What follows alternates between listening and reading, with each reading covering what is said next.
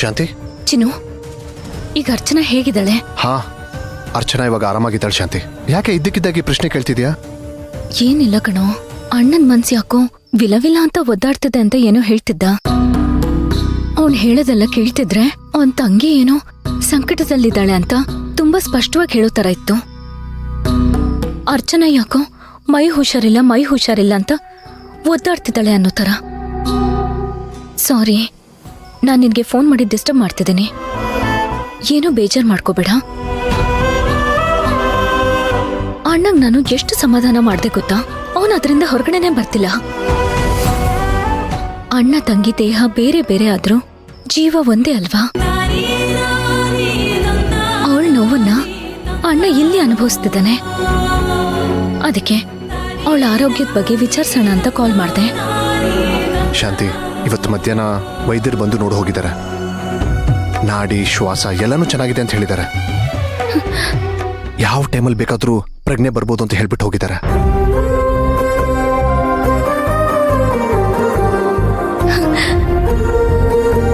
ತುಂಬಾ ಒಳ್ಳೆ ವಿಷಯ ಹೇಳ್ದೆ ಚಿನ್ನು.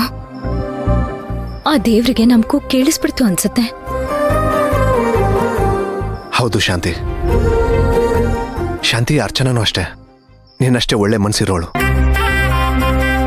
ಒಂದ್ ಮಾತು ಹೇಳ ಶಾಂತಿ, ದೇವರು ಒಳ್ಳೆಯವ್ರಿಗೆ ಕಷ್ಟ ಕೊಡ್ಬೋದು, ತೊಂದರೆ ಕೊಡ್ಬೋದು, ಆದ್ರೆ ಯಾವತ್ತೂ ಕೈ ಬಿಡಲ್ಲ. ಒಳ್ಳೇದ್ ಮಾಡೇ ಮಾಡ್ತಾನೆ. ಅದಕ್ಕೆ ಒಳ್ಳೆ ಉದಾಹರಣೆ ನಮ್ಮ ಅರ್ಚನಾ. ನಿಜ ಚಿನ್ನು, ದಿನ ಕಳೀತಾ ನೀನೆಷ್ಟು ಮೆಚೂರ್ಡ್ ಆಗಿ ಮಾತಾಡ್ತಿದ್ಯಾ ಗೊತ್ತಾ? ಆಮೇಲೆ ಇನ್ನೊಂದು ವಿಷಯ ಹೇಳದ್ ಮರ್ತೆ. ಅಣ್ಣ ಇವತ್ತು ಯಾವುದೋ ನಮ್ಮೂರಲ್ಲಿರೋ ದೇವಸ್ಥಾನಕ್ಕೆ ಹೋಗಿದ್ದಾನೆ. ಅಲ್ಲಿ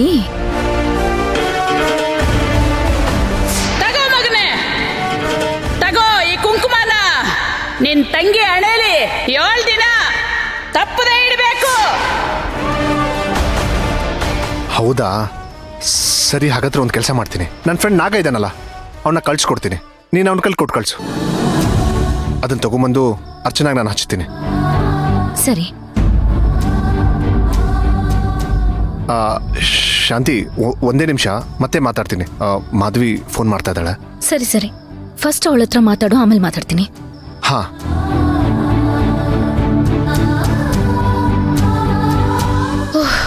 ಪ್ರಜ್ಞೆ ಬಂದ ತಕ್ಷಣ ಕರ್ಕೊಂಡ್ ಬಂದ್ಬಿಡ್ತಾನೆ. ಅಣ್ಣಂಗೆ ಗಿಫ್ಟ್ ಕೊಡ್ತೀನಿ ಅಂತ ಹೇಳಿ ತಪ್ಪು ಮಾಡ್ಬಿಟ್ಟೆ. ಈಗ ನಾನು ಕೊಡೋ ಗಿಫ್ಟು ತುಂಬಾ ಸರ್ಪ್ರೈಸ್ ಆಗಿರ್ಬೇಕು. ಆಗ ನೋಡ್ಬೇಕು ನಾನು ಅಣ್ಣನ ಮುಖದಲ್ಲಿ ಬರೋ ಖುಷಿ, ಕೋಪ, ನೋವು ಎಲ್ಲ ನೋಡ್ಬೇಕು. ಬಂದ್ಬಿಡ್ಲಿ, ಆದಷ್ಟು ಬೇಗ ಬರ್ಲಿ ಆ ದಿನ, ಮತ್ತೆ ಆ ಕ್ಷಣ.